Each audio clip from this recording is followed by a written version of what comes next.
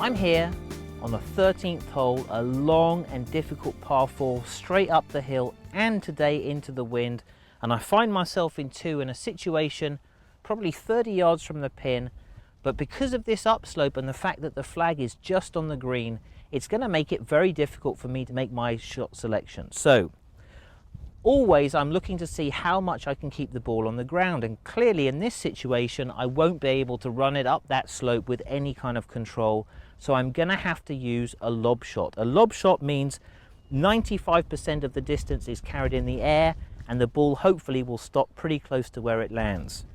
Now it can be a very difficult shot. How many times have we seen sort of the short game genius of Phil Mickelson opening up his sand wedge, making almost a full swing with a massive wrist cock here and with tons of club head speed, playing those shots so beautifully. But it's a very, very hard shot to practice, and it's a very hard shot to come out onto the golf course to try to execute. So I'm going to try to show you a more simple mechanism, a more simple technique. I've taken my 56-degree sand wedge, which is really plenty of loft, and what we're going to do is we're going to play it with a little bit less hand action, a little bit less wrist set, and just use my body turn, my body rotation to add the speed. So the engine for this is really from my torso and from my pelvis. I'm going to set the club perhaps a little bit open, which is going to help me get a little bit more bounce. But what is really important, I want these hands to set ahead of the club head. So what I'm effectively doing is I'm setting my impact position but at my address, so that I'm not going to have to change anything during my swing. I'm not going to let my wrist set. I'm going to hold that angle and trust that if I can return that club back with my body turn, that's going to give me the shot I need. Let me show you one. Club face a little bit to the right. I'm going to set my weight level to the ball, and once it's set there, I'm not going to move it, and I'm going to let my shoulders turn back and through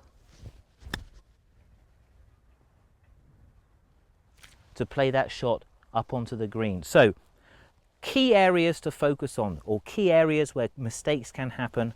The first is you have to set that weight level to the ball. You can set it a little bit ahead, but not too much, otherwise it's going to get too vertical.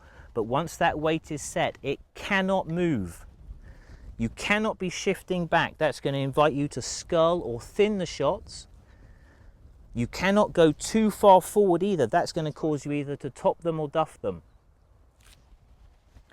Set that weight as still as you can. Set those hands into that impact position. So a little bit of shaft lean to the left. And from there, it's really just turn my body back. See how my arms are kept on my chest?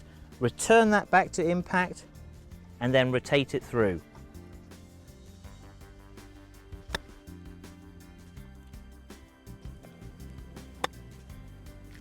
So you can find a simple mechanism with very little moving parts just from using your arms connected to your body and your body turn as the engine of these shots. That will help you simplify the process, and hopefully if you get into a situation like this, get you an up and down.